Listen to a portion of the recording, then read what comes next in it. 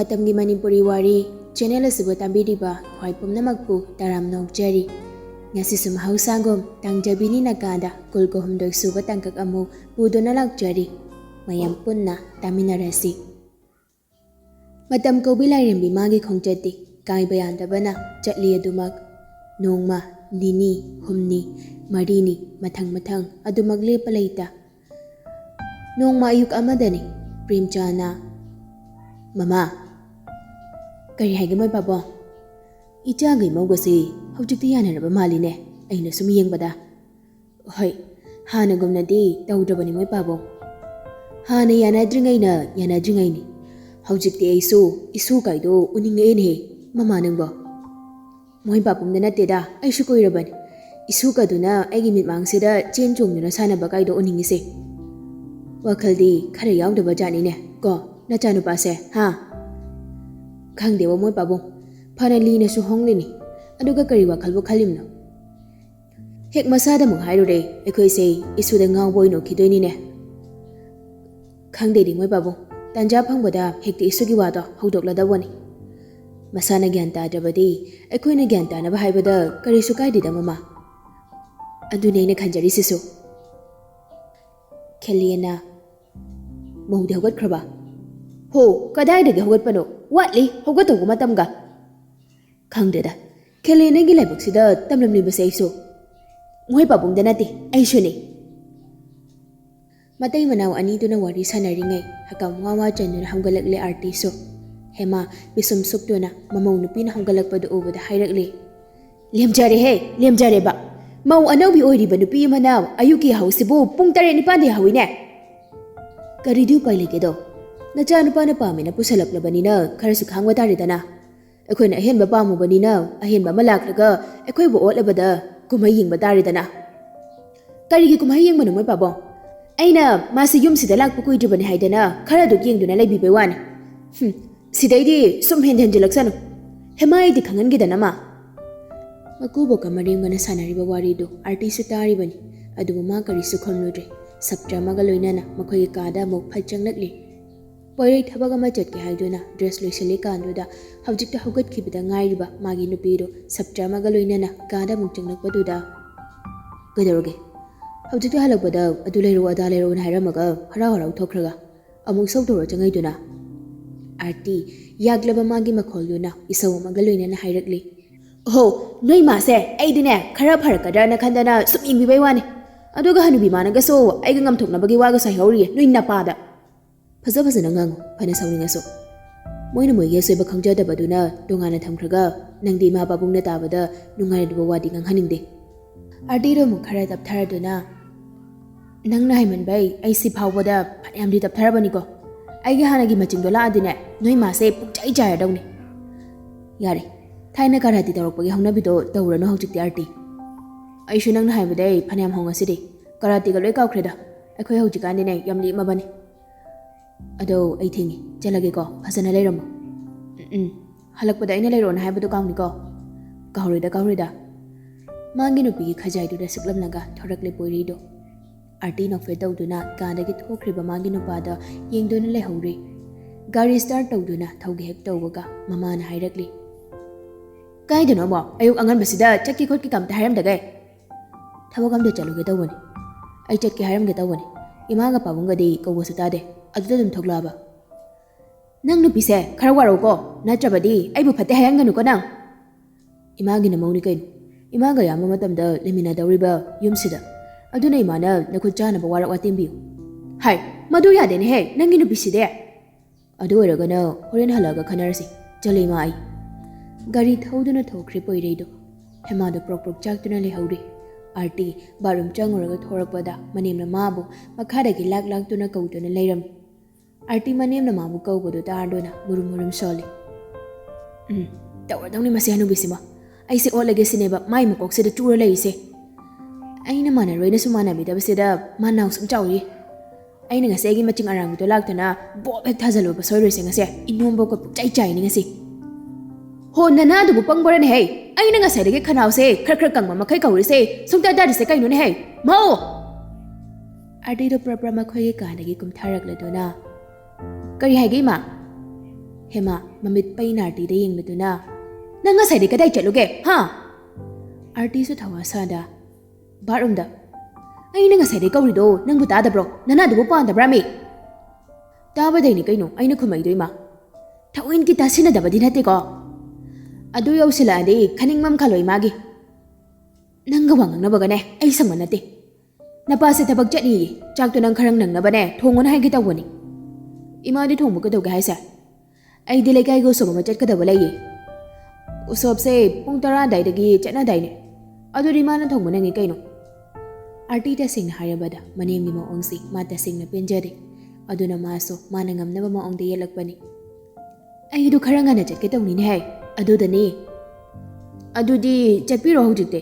ai chak to babung chat panang naba chicken la pok lama angang thar le haluraga thongagi Hema di mamongdagi mana ngamba yade khanjaba pumbadu mamongi maphamda aremba tabaduda hena khoidawdo thitlamli aduna makhongdu gam thangduna imung changki arti manemgi matawdu ubada nukning maphawduna nokli aduga haijari mathandaso aisho smain dongning manatida aduda imanangi wakhal pukningda chuduna laikhraba phataba singado koktu phawdi aisu saklon lawkige madam kharadi yengkhige aisu madam kharadi imangi maongdo adubo samdokpada lugadabo oirabadi aisu aina ngama maongda imabu nam phudane gyan thangani masingam jabadi ai arti thongam na tredana kaino ngaga leiduna pritam gi waduda proceed khangpre khangi ha kaiba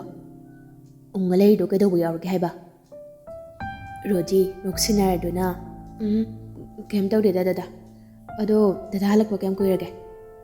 hawjik ngai ri halakba Baba diude kadai chakhiga ekhoida babung onaruni hana chakhibani kam koirge tatkiba pung mo oramani ihe eri bap oirode nanu mo bajarda punil marma mo khigum tawine roji ngakna magi nupa de yengladuna dada nang ma sa khangbra khangi ado ekhoini sa khangna badi koireda andudi dada pritam roji da phat yengladuna khangi noinigi wari pumba mana nong mai khoini ahan bo ina thingna khiba numituda loina liram angakbani magi pukjaldo kalai magi thamoido aidi tasingna nupa moi jarabaso aina kalai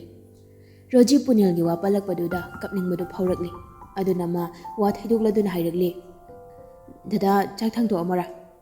chaka ngahak leraga jargi haujiti chaningri ado roji tapna magi nupa de ngakli kai dorge dada aina nang phagi banumito mayam waramgani ko sintharakpani khanghauda miluna pum anida ngasai makai thangatuna thamlama pirangdo amaksa makha tarakli pritam aina mana liba wari do taraga phawba ngami nung olamba thamoisina magi thamogi maichagado masara direct thokpa mahangna liba wari da ataba ina sok thamoi soklabadi mari kari oramgani mikuptuda aina nangbu phangba mikupda thamoi pena nokjakhiba mana nangbu kaina kiba mikoptuda thamoi pena kapjakhiba ani sigi khetnabase hojikta nunggi thamoi paluba aigi thamoi sida horupagum tawragli mana nangi dama matam leiba khibikta lepikhi nangna mo nangbu thamoi singna nungsibiba nangbu karira soiki gadagi haina mikup khuding senajariba mahakbu nangna babung buki badagi aiga lohongakhiba mikupta mana phawronggadaba khangangodaba chainada khalu raga ayam ningamakre roji Roji mapido phatpatai thukladuna dada haukhre amu ningsingduna thamoina chaina piaroise magai ka punsilami chatminau tamnamdabana ngasidi dada ga punsilami chatminari masida ipen thokna hinglage na khali aduna haujikti haukhra thodok sing aduda nenda amu hana tawaroise nauna ekhoina chatkadawriba punsilami asida soidengamdana chatpangam na boina honarase padang jaba mada puna phaminaraga jamthokningi haukhra wari singdo ohoi yari adu sudada akhoi amadu de hojikta kana nawra imalene palat ke waduda Michael dingakna kanano haisa punil do Michael mamit ka dulaw thorakladuna kaino mabunan waidi nupido aduda na yam haina dabai maong daga oyam ngang kidaine aduga hojik ana tariba pausina kaino ba aibo thaja phate dani pa o thaja dragana thoklage hegeng ulaw ko dorge thoklak baharaga hantak week sida ai shuti phangi thoklak la dawni ado nuini ai ngaram gadamni ko airport ta ꯊꯣꯛꯇ ꯊꯣꯛꯄꯤꯔꯣ ꯍꯥꯏꯖꯔꯤꯕ ꯑꯩꯈꯣꯏꯗꯤ ꯅꯪ ꯍꯌꯦꯡ ꯊꯣꯛꯂꯛꯀꯅꯤ ꯍꯥꯏꯕ ꯅꯨꯃꯤꯠꯇꯣ ꯑꯗꯨꯒꯤ ꯑꯍꯤꯡꯗꯒꯤ ꯍꯧꯅ ꯑꯦꯌꯔꯄꯣꯔꯠꯇ duty ꯇꯥꯖꯔꯝꯃꯒꯦꯗꯣ ꯑꯗꯨꯅꯦꯕ ꯑꯗꯣ ꯅꯤꯄꯥ ꯋꯥꯍꯝ ꯍꯥꯏꯕꯤꯕ꯭ꯔꯣ ꯄꯥꯏꯂꯠꯇꯣ ꯌꯥꯝ ꯈꯪꯅꯤꯡꯅ ꯀꯩ ꯋꯥꯅꯣ ꯁꯠꯁꯥ ꯍꯥꯏꯔꯣ ꯀꯩꯗꯧꯔꯒꯦ ꯇꯥꯅꯤꯡꯕꯅ ꯅꯥꯀꯣꯡꯁꯦ ꯐꯣꯟꯁꯤꯗ ꯍꯦꯟꯅ ꯅꯛꯅ ꯊꯥꯡꯖꯤꯟꯈ꯭ꯔꯦ ꯋꯥꯅꯦ ꯃꯥꯏꯀꯦꯜ ꯍꯥꯏꯐꯦꯠꯀ ꯈꯧꯗꯦꯝꯂꯛꯂꯗꯨꯅ ꯑꯗꯨꯕꯨꯔꯣ ꯑꯩꯅ ꯄꯥꯝꯕ ꯅꯨꯄꯤ ꯑꯃ ꯂꯩꯔꯦꯅ ꯍꯥꯏꯒꯦ ꯇꯧꯅꯤꯗ ꯀꯩꯅꯣ ꯍꯥꯏꯔꯛꯏꯕ ꯑꯁꯤꯕꯨ ꯅꯤꯄꯥ ꯅꯪꯅꯔꯣ ꯃꯤꯒꯗꯤ ꯑꯣꯟꯅꯗꯦꯀꯣ ꯅꯪ ꯆꯨꯝꯃꯤꯀꯣ ꯐꯣꯟ ꯄꯥꯏꯔꯛꯏꯁꯦ ꯀꯔꯝꯅ ꯊꯥꯖꯒꯅꯤ ꯃꯈꯣꯏꯅ ꯍꯦꯛ ꯇꯤꯟꯅꯔꯛꯄꯗꯒꯤ ꯍꯧꯅ ꯃꯥꯏꯀꯦꯜꯗꯤ ꯅꯨꯄꯤꯗ ꯏꯟꯇꯔꯦꯁ ꯀꯌꯥ ꯂꯩꯔꯛꯇꯦ ꯅꯨꯄꯤꯒꯤ ꯋꯥ ꯍꯦꯛ ꯍꯧꯗꯣꯔꯛꯄꯗ ꯃꯥꯅ ꯊꯩꯗꯨꯅ ꯆꯦꯜꯂꯛꯄ ꯉꯥꯛꯇꯅꯤ ꯑꯗꯨꯒ ꯉꯁꯤ ꯃꯇꯝ ꯀꯨꯏꯔꯕꯒꯤ ꯇꯨꯡꯗ ꯃꯥꯅ ꯄꯥꯝꯕ ꯅꯨꯄꯤ ꯑꯃ ꯂꯩꯔꯦ ꯍꯥꯏꯔꯛꯄꯁꯤꯗ ꯉꯛꯂꯣꯏꯗꯕ ꯀꯅꯥꯕꯨ ꯂꯩꯒꯅꯤ ꯃꯥꯏꯀꯦꯜꯗꯨ ꯅꯣꯛꯂꯗꯨꯅ ꯃꯥꯅꯦ ꯑꯩꯅ ꯐꯣꯟ ꯄꯥꯏꯖꯔꯛꯏꯁꯦ ꯋꯥꯔꯤ ꯁꯥꯟꯅꯔꯤꯁꯤꯁꯨ ꯑꯩꯒꯅꯤ ꯒ꯭ꯌꯥꯟ ꯑꯝꯇ ꯃꯥꯡꯈꯤꯅꯨꯀꯣ ꯀꯔꯤꯅꯣꯃꯤ ꯄꯥꯏꯂꯦꯠ ꯃꯈꯥꯖꯥꯏꯗꯨꯗ ꯈꯨꯄꯥꯛꯅ ꯁꯦꯠ ꯊꯥꯖꯤꯟꯖꯔꯒ ꯃꯃꯤꯠ ꯁꯤꯡꯍꯜꯂꯤ ꯃꯈꯥ ꯇꯥꯔꯛꯑꯣ ꯀꯩꯅꯣ ꯃꯈꯥ ꯇꯥꯔꯛꯇꯣꯏꯁꯤꯕꯣ ꯑꯁ ꯑꯄꯪ ꯅꯪꯅ ꯄꯥꯝꯃꯤꯕ ꯅꯨꯄꯤꯗꯨꯒꯤ ꯋꯥꯔꯤꯗꯣ ꯈꯔ ꯂꯤꯔꯛꯑꯣ ꯍꯥꯏꯕ ꯍꯥꯏꯗꯤ ꯅꯨꯄꯤꯗꯣ ꯀꯩ ꯂꯝꯗꯒꯤꯅೋ ꯀꯃꯥꯏꯅ ꯇꯧꯕꯅꯣ ꯍꯥꯏꯗꯣ ꯂꯩꯗꯅ ꯁꯨꯝ ꯑꯣ ꯑꯗꯨꯔꯣ ꯍꯥꯏꯔꯛꯀꯦ ꯅꯨꯄꯤꯗꯣ ꯄꯨꯅꯦ ꯂꯨꯍꯣꯡꯕꯗ ꯀꯩꯅꯥ ꯃꯃꯥꯟꯅꯕꯤ ꯑꯣꯏꯅ ꯂꯥꯛꯄꯅꯦꯕ ꯃꯣꯏꯔꯥꯡꯗ ꯀꯩꯅꯥ ꯃꯃꯥꯟꯅꯕꯤꯁꯤꯡꯒ ꯑꯩꯈꯣꯏ ꯕꯣꯔ ꯃꯃꯥꯟꯅꯕꯁꯤꯡꯒ ꯐꯣꯇꯣ ꯈꯔ ꯀꯥꯞꯄꯤꯗꯅ ꯑꯗꯨꯗ ꯑꯩꯒꯤ ꯃꯅꯥꯛꯇ ꯂꯦꯞꯄ ꯅꯨꯄꯤꯗꯣ ꯑꯗꯨꯗꯣ ꯁꯨꯝ ꯄꯥꯝꯃꯛꯀꯦꯔꯥ ꯀꯩꯅꯣꯝ ꯇꯧꯔꯦ ꯍꯟꯗꯛꯁꯦ ꯀꯃꯥꯏꯅ ꯄꯥꯝꯃꯛꯏꯕ ꯅꯪꯗꯤ ꯄꯨꯅꯦꯜ ꯂꯨꯍꯣꯡꯕꯗ ꯀꯥꯞꯈꯤꯕ ꯐꯣꯇꯣꯁꯤꯡꯗꯣ ꯒꯦꯂꯔꯤꯗ ꯌꯥꯎꯏ ꯑꯗꯨꯗꯣ ꯑꯩꯅ ꯁꯨꯝ ꯅꯨꯡꯁꯤꯗꯅ ꯌꯦꯡꯉꯨꯔꯦ ꯑꯗꯨꯗ ꯅꯨꯄꯤꯗꯣ ꯅꯣꯛꯐꯦꯠ ꯇꯧꯔꯒ ꯏꯅꯥꯛꯇ ꯂꯦꯞꯄꯝꯕꯗꯒꯤ ꯑꯩꯗꯣ ꯃꯥꯒꯤ ꯃꯤꯅꯣꯡꯗꯨꯗ ꯂꯨꯡꯀꯦꯟꯈ꯭ꯔꯦ ꯐꯖꯔꯤꯅꯦ ꯅꯪꯒꯤ ꯋꯥꯔꯤꯁꯤꯁꯨ ꯇꯥꯕꯗ ꯑꯣꯟꯊꯣꯛꯅꯕꯨ ꯅꯨꯡꯉꯥꯏꯈ꯭ꯔꯦ ꯇꯨꯝꯃꯝꯗꯥꯏꯗ ꯕꯁꯟꯇ ꯂꯥꯛꯄ ꯄꯥꯈꯪ ꯑꯔꯤꯕꯒꯤ ꯋꯥꯔꯤꯁꯦ ꯀꯅꯥꯒꯨꯝꯕ ꯔꯥꯏꯇꯔ ꯑꯃꯅꯒ ꯇꯥꯈ꯭ꯔꯗꯤ ꯍꯤꯠ ꯆꯠꯄ ꯁ꯭ꯇꯣꯔꯤ ꯑꯃꯗꯤ ꯁꯣꯏꯗꯅ ꯏꯈ꯭ꯔꯅꯤꯕꯣ ꯅꯤꯄꯥ ꯏꯀꯥꯏꯕ ꯄꯤꯔꯤꯔꯣ ꯅꯪꯒꯤꯁꯦ ꯑꯩꯉꯣꯟꯗ ꯅꯠꯇꯦ ꯑꯗꯨꯒꯨꯝꯕ ꯁꯦꯔꯥꯟ ꯇꯨꯔꯥꯟꯗꯣ ꯈꯟꯅꯨꯅꯦ ꯅꯪꯕꯣ ꯑꯗꯣ ꯅꯪ ꯍꯦꯛ ꯊꯣꯛꯂꯛꯄꯒ ꯑꯩꯈꯣꯏ ꯃꯌꯥꯝ ꯇꯧꯗꯅ ꯅꯪꯒꯤ ꯂꯣꯡꯀꯦꯟ ꯀꯦꯟꯕꯤꯗꯣ ꯎꯞꯅ ꯂꯩꯕ ꯎꯅꯥ ꯂꯣꯡꯊꯣꯛꯇꯨꯅ ꯂꯣꯡꯅ ꯂꯩꯕ ꯎꯅꯥ ꯎꯞꯁꯤꯟꯗꯨꯅ ꯂꯩꯕꯒꯨꯝꯅꯦ ꯊꯤꯔꯨꯔꯁꯤ ꯐꯪꯗ꯭ꯔꯤ ꯐꯥꯎꯕ ꯑꯗꯣ ꯅꯪ ꯍꯦꯛ ꯊꯣꯛꯂꯛꯄꯒ ꯑꯩꯈꯣꯏ ꯃꯌꯥꯝ ꯇꯧꯗꯅ ꯅꯪꯒꯤ ꯂꯣꯡꯀꯦꯟ ꯀꯦꯟꯕꯤꯗꯣ ꯎꯞꯅ ꯂꯩꯕ ꯎꯅꯥ ꯂꯣꯡꯊꯣꯛꯇꯨꯅ ꯂꯣꯡꯅ ꯂꯩꯕ ꯎꯅꯥ ꯎꯞꯁꯤꯟꯗꯨꯅ ꯊꯤꯕꯒꯨꯝꯅꯦ ꯊꯤꯔꯨꯔꯁꯤ ꯐꯪꯗ꯭ꯔꯤ ꯐꯥꯎꯕ ꯀꯨꯏꯗ꯭ꯔꯦ ꯊꯣꯛꯂꯛꯑꯗꯧꯅꯤ ꯑꯩꯈꯣꯏ ꯃꯌꯥꯝ ꯂꯩꯔꯤꯉꯩꯗ ꯀꯔꯤꯒꯤ ꯇꯥꯎꯅ ꯄꯥꯈꯪ ꯁꯥꯔꯤ ꯑꯣꯏꯖꯔꯨꯔꯤꯅꯤꯒꯦ ꯅꯠꯇ꯭ꯔꯣꯗꯣ ꯌꯥꯔꯤꯕꯣ ꯂꯦꯞꯄꯣ ꯑꯩꯁꯦ ꯅꯪꯅ ꯊꯥꯒꯠꯂꯤꯔ ꯊꯥꯗꯔꯤꯔ ꯈꯪꯗ꯭ꯔꯦ ꯍꯦꯟꯖꯤꯜꯂꯛꯇ꯭ꯔꯤꯉꯩꯗꯅꯦ ꯑꯩ ꯊꯝꯖꯍꯧꯔꯒꯦ ꯅꯦꯛꯁ ꯋꯤꯛꯀꯤ ꯇ꯭ꯌꯨꯁꯗꯦ ꯅꯨꯃꯤꯠꯇ ꯏꯌꯥꯔꯄꯣꯔꯠꯇ ꯊꯦꯡꯅꯔꯁꯦ ꯕꯥꯏ ꯅꯤꯄꯥ ꯑꯣꯀꯦ ꯕ꯭ꯔꯣ ꯃꯔꯨꯞ ꯑꯅꯤꯗꯨ ꯐꯣꯟ ꯊꯝꯅꯈ꯭ꯔꯦ ꯄꯤꯛꯇ꯭ꯔꯨ ꯃꯆꯥ ꯀꯔꯤꯅꯣ ꯅꯪꯅ ꯑꯗꯨꯛ ꯌꯥꯝꯅ ꯏꯁꯧ ꯂꯥꯡꯉꯤꯗꯨꯕꯣ ꯅꯠꯇꯦ ꯀꯩꯗꯧꯔꯒꯦ ꯍꯥꯏꯕꯅꯤꯗ ꯀꯝꯆꯥꯅ ꯁꯦꯡꯅ ꯍꯥꯏꯌꯨꯁꯦ ꯃꯔꯝ ꯃꯣꯛꯄꯅꯤ ꯀꯝꯆꯥꯅ ꯀꯣꯂꯦꯖꯇꯩ ꯍꯜꯂꯛꯄꯗ ꯆꯣꯀ꯭ꯂꯦꯠ ꯂꯩꯔꯛꯇꯣꯏꯅꯤ ꯂꯩꯕꯤꯔꯅꯨ ꯑꯝꯇ ꯆꯥꯅꯤꯡꯗꯦ ꯑꯩꯈꯣꯏ ꯂꯩꯔꯛꯇꯧꯔꯤ ꯑꯩꯗꯤ ꯆꯥꯗꯕꯁꯨ ꯌꯥꯔꯣꯏ ꯆꯥꯔꯣꯏꯌꯦ ꯑꯩꯗꯤ ꯆꯥꯗꯕ ꯁꯨꯡꯌꯥ ꯌꯥꯔꯣꯏꯅ ꯆꯥꯔꯣꯏ ꯍꯥꯏꯕ ꯆꯥꯗꯕ ꯌꯥꯔꯣꯏ ꯍꯥꯏꯕꯅꯦ ꯊꯝꯃꯒꯦ ꯀꯝꯆꯥ ꯑꯩ ꯊꯝꯕ ꯌꯥꯈꯤꯔꯣꯏꯀꯣ ꯑꯁ ꯀꯝꯆꯥ ꯀ꯭ꯂꯥꯁ ꯆꯪꯗꯣꯏ ꯅꯠꯇ꯭ꯔꯣ ꯊꯝꯃꯒꯦ ꯅꯨꯄꯥꯗꯣ ꯈꯨꯗꯥꯡꯗ ꯁꯤꯔꯤꯕ ꯘꯔꯤꯗꯨꯗ ꯌꯦꯡꯂꯗꯨꯅ ꯃꯤꯅꯤꯠ 10 ꯋꯥꯠꯂꯤꯌꯦ ꯅꯨꯄꯤꯗꯨ ꯅꯤꯡꯉꯥꯏ ꯑꯣꯏꯅ ꯇꯧꯔꯛꯂꯦ ꯑꯁ ꯊꯝꯃꯒꯦ ꯍꯥꯏꯕ ꯀꯝꯆꯥ ꯑꯩ ꯊꯝꯕ ꯌꯥꯔꯣꯏ ꯍꯥꯏꯋꯥꯅꯤꯃꯦ ꯄꯤꯛꯇ꯭ꯔꯨ ꯃꯆꯥ ꯅꯪꯕꯣ ꯊꯝꯃꯒꯦ ꯊꯝꯅꯤꯡꯉꯗꯤ ꯅꯪꯅ ꯉꯁꯤ ꯏꯁꯧ ꯌꯥꯝ ꯂꯥꯡꯉꯤꯗꯣ ꯑꯗꯨꯒꯤ ꯃꯔꯝꯗꯣ ꯍꯥꯟꯅ ꯍꯥꯏꯔꯝꯈꯣ ꯃꯔꯝ ꯂꯩꯇꯦ ꯅꯨꯄꯥꯗꯣ ꯈꯣꯟ ꯈꯤꯇꯪꯒ ꯀꯜꯂꯞꯅ ꯃꯔꯝ ꯂꯩꯇꯅ ꯍꯦꯛꯇ ꯁꯥꯎꯕ ꯌꯥꯕ꯭ꯔꯣꯅꯦ ꯅꯨꯄꯥ ꯃꯥꯅ ꯈꯣꯟ ꯀꯟꯈꯠꯂꯛꯄꯗꯨꯗ ꯏꯔꯥꯏ ꯃꯆꯤꯡ ꯑꯗꯨ ꯍꯥꯏꯐꯦꯠ ꯇꯨꯝꯊꯣꯛꯂꯗꯨꯅ ꯈꯝꯕꯟꯕꯩꯅꯤ ꯀꯩꯅꯣ ꯑꯁꯤ ꯍꯥꯏꯔꯒ ꯐꯣꯟꯗꯣ ꯐꯠꯀ ꯀꯛꯈꯤ ꯅꯨꯄꯤ ꯃꯥꯒꯤ ꯑꯔꯣꯏꯕꯒꯤ ꯋꯥꯗꯨꯗ ꯅꯣꯛꯐꯦꯠ ꯇꯧꯍꯧꯔꯤ ꯅꯨꯄꯥꯗꯣ ꯏꯔꯩ ꯐꯣꯟꯗꯨ ꯀꯛꯈ꯭ꯔꯕ ꯃꯇꯨꯡ ꯏꯀꯥꯏꯕ ꯍꯦꯟꯃꯟꯕꯗꯒꯤ ꯃꯃꯥꯏꯒꯗꯨ ꯉꯥꯡꯁꯤꯜꯂꯛꯂꯦ ꯕꯨꯡꯕꯨꯡꯁꯨ ꯁꯥꯒꯠꯂꯛꯂꯦ ꯃꯃꯥꯏꯗꯣ ꯃꯈꯨꯠ ꯃꯆꯥ ꯑꯅꯤꯗꯨꯅ ꯃꯃꯥꯏꯗꯨ ꯈꯨꯝꯖꯤꯜꯂꯗꯨꯅ ꯀꯩꯅꯣ ꯑꯩꯅ ꯅꯍꯥꯟ ꯀꯝꯆꯥꯒ ꯈꯪꯅꯔꯝꯕ ꯅꯨꯄꯤꯗꯣ ꯑꯗꯨꯗꯨꯒ ꯍꯦꯛ ꯊꯦꯡꯅꯕ ꯅꯨꯃꯤꯠꯇꯒꯤ ꯏꯁꯥ ꯐꯥꯎꯕ ꯈꯪꯗꯅ ꯄꯪꯈꯟꯗ ꯈꯟꯖꯤꯜꯂꯤꯁꯤꯕꯣ ꯀꯝꯆꯥ ꯍꯦꯛ ꯎꯕꯒ ꯏꯁꯧꯒꯁꯦ ꯄꯪꯂꯪꯗ ꯂꯪꯅꯤꯡꯉꯤꯁꯤꯕꯨ ꯀꯩꯒꯤ ꯑꯣꯏꯖꯥꯠꯅꯣ ꯁꯤꯕꯣ ꯈꯪꯗ꯭ꯔꯦꯗ ꯑꯩ ꯀꯣꯛ ꯃꯆꯥꯁꯤꯗꯅꯦ ꯈꯝꯕꯟꯕꯩ ꯋꯥ ꯉꯥꯛꯇꯅꯦ ꯄꯥꯏꯊꯣꯔꯛꯏ ꯑꯩ ꯈꯟꯐꯝꯒ ꯈꯪꯗ꯭ꯔꯦꯕ ꯑꯇꯣꯟ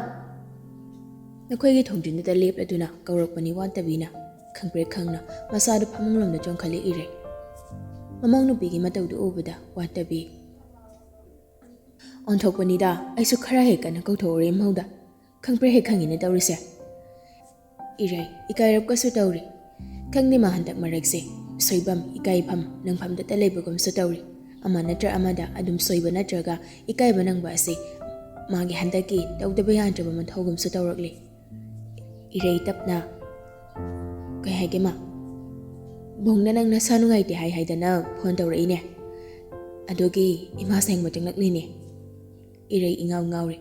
makoka do mama sanu ngai ti hai kibra haina so ama khalakli kangning singlakli mani solang ki badugi nupa mana haijan ba oiramgani haiba ma ai ke shu tawdeda nang gam jana nasanu ngai tin haire iside irei oiraroi khangbana ma ngasai kam jana phone tawrakpagi adum kandoda kokse kitang chi amani hojikpodi khara phare dama pharabodi phaiye hore nasanu ngai rakdadine imada dum hairo ko hoima hairake jaga do ima thongbirage ngasigi di pathajaro ase hairam laga kana ki dum thokri irei kari so haiba nang haude mama thokibana hankre aibo kai shunadana namdana nasina matar tawrisba kamchana nang asipom namak sei kamchana na thokan mangak tani kana Facebook to makog yaw kai chung khalaglaga damsin na kre irei do ungmari makhai khar helak padawai do da punil so lagle makuta japat hapa khawa ma pai do na imung changlak linu pa do amok su kai kau kore mamaga magi no piga bo ima aton kanam lai thoba khoi mung siba khuntak lan chiri sibo kadai chatlan khrage watabe makoda khabai ma paranga kitchen gi thongba do da chik thara do na hai bo nang tumini mung changa pai tabra ha punil kitchen na changlak laga mana pairak ba chapat hapa khawdo dining table ma thak do da thamla do na aton di ude kadai chaki ge ma ka da leki bani ne sida imagi matinga sei pangi de leite aduga mana maharani sadana ka da patharaga leira nang na tron he aton masangam den hairi do boy ngonda masangam de haibadu da aina patharona ka da dum leirona thamama bani punil no fetawna mama de ingla dona o ado ima sigi khaw se de acha pot yawani thamamo seda ima loiselaga sembira age punil do chaina ima idea ima ga ton boina chaminaru akhoi ka da prep chencha tawduna ka khalakli no pado Bektu maja komlekte na pido amuka supunil do kawrakli Bektu maja kidawragi Nungthoi sada phaju ka subchalaga tumisiba ha na senari kam cha ai kai gina senari banang de irei phisup tu phat hai doraklaga ipik khai chong thorakli phamungdagi aduga makhwang do metladuna kam cha na ma da kari haijin ge ha punil phurki kumdam do mathang lauthok na kem hai kidena aseng mai hai da brane kam cha na punil do nok laduna nangdo nasanu ngai de haijin khibani irei makhut ani changduna napa magi lumangi masamdo lamduna phoirakli kai gano thangda oidabo wangangi no ha imagi mamangduda ai kemikai je nang khangbra nang kana nai ngon da tatana isopang lang da langoge adu dei sai jin dabni kaino nang khangbra nang as bektu maja samja thadu ami nai hai bagam cha se kaino ngasi di hingchabi masing ama mo hapchila misiba